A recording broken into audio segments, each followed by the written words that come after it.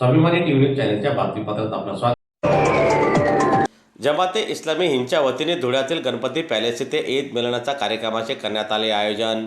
सामाजिक सलोखा, बंधुभाव आणि एकतेचा संदेश देण्यासाठी जमाते इस्लामी हिंदच्या वतीने धुळ्यातील गणपती पॅलेसच्या सभागृहात ईद मिलन या कार्यक्रमाचे आयोजन करण्यात आले.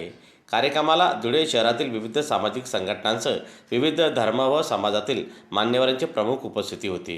दरम्यान कार्यक्रमात एकतेचा संदेश देत समाजातील सर्व घटकांना एकत्र येण्याचे आवाहन करण्यात आले असून धार्मिक सहिष्णुता आणि सामाजिक सलोखा वाढविण्यासाठी विविध सांस्कृतिक कार्यक्रमाचे आयोजन करण्याचे आवाहन देखील आजच्या या कार्यक्रमात करण्यात आले.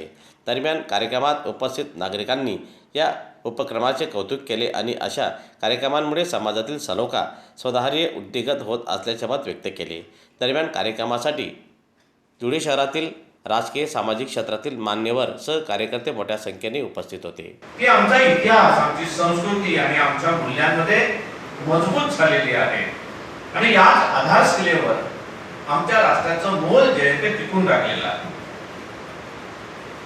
जातीय सलोखा किंवा नॅशनल इंटिग्रेशन ज्याला आपण म्हणूया ते भारताच्या एकतेचं एक आधारभूत मूल्य आहे आणि हे मूल्य जे आहे ते समाजातील विविध धार्मिक, जाती आणि सांस्कृतिक गटामध्ये शांततापूर्ण सहजीवन किंवा सहजीवनापेक्षा आपण असं म्हणूया की सहअस्तित्व, परस्परांचा आदर आणि बंधुत्वाची भावना रुजवण्यासाठी मदत करतात.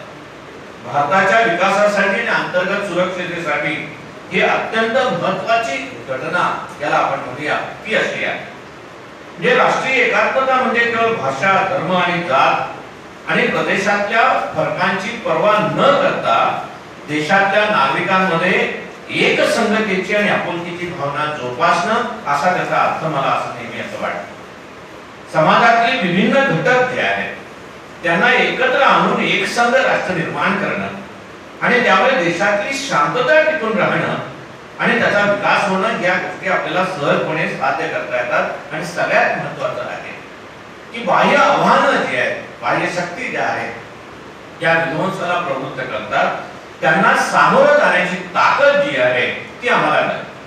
भारतीय संविधानाचे स्वातंत्र्य, समता, बंधुता, एकता आणि धर्मनिरपेक्षता, सार्वभौमत्व आणि न्याय ही मानवी मूल्ये जी आहेत ती रुजवण्याचं काम या सलोख्याच्या माध्यमातून केलं जातं असं मला वाटतं.